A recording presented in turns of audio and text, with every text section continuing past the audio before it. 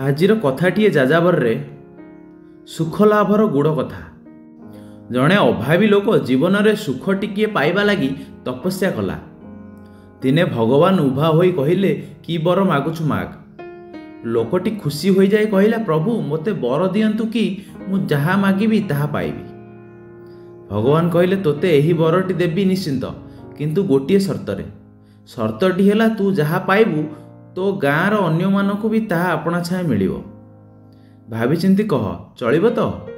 ଲୋକଟି କହିଲା, ଚଳିବ ପ୍ରଭୁ। ଯାହା ମାଗିବି ଯଦି ତାହା ପାଇବି, ତେବେ ଆଉ ଭାବିବା ଚିନ୍ତିବାର ଆବଶ୍ୟକତା କ'ଣ? ଈଶ୍ୱର ତଥାସ୍ତୁ କହି ଚାଲିଗଲେ। ଏବେ ଲୋକଟି ଯାହା ମାଗିଲା ତାହା ତାକୁ ମିଳିଲା। ସେ ଖୁସି ହୋଇଗଲା। ଏଣେ ଗାଁ ବାଲାଙ୍କ ଖୁସି ଓ ବିସ୍ମୟ କଥା କହିଲେ ନ ସରେ। ସେମାନେ କିଛି ନ ଚାହିଁ ସବୁକିଛି ପାଇଗଲେ।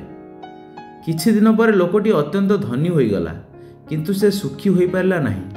କାରଣ ସେ ଦେଖିଲା ଯେ ଗାଁର ସମସ୍ତେ ତାରି ଭଳି ଜଣେ ଜଣେ ଧନୀ ହୋଇଯାଇଛନ୍ତି।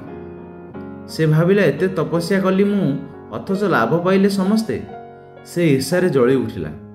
ଦିନେ ସେ ତାର ମନସ୍ତାପ ବିଷୟରେ ଜଣାଇଲା ଜଣେ ପ୍ରାଜ୍ଞ ଗୁରୁଙ୍କୁ। ଗୁରୁ ଏକଥା ଶୁଣି କହିଲେ, ଆରେ ବାବୁ, ତୁ ତ ଯାହା ଖୋଜୁଥିଲୁ, ଯାହା ଚାହୁଁଥିଲୁ ତାହା ପାଇଲୁ। ପୁଣି ତୋର ଅଭିଯୋଗ କ'ଣ?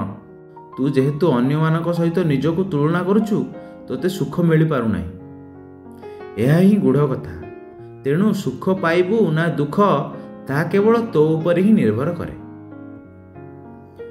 କାହାଣୀଟି ଯଦି ପସନ୍ଦ ଆସିଛି ତାହେଲେ ଭିଡ଼ିଓଟିକୁ ଲାଇକ୍ କରିବେ, ଆମ ଚ୍ୟାନେଲକୁ ସବସ୍କ୍ରାଇବ୍ କରିବେ। ଧନ୍ୟବାଦ। ନମସ୍କାର। ଜୟ ଜଗନ୍ନାଥ।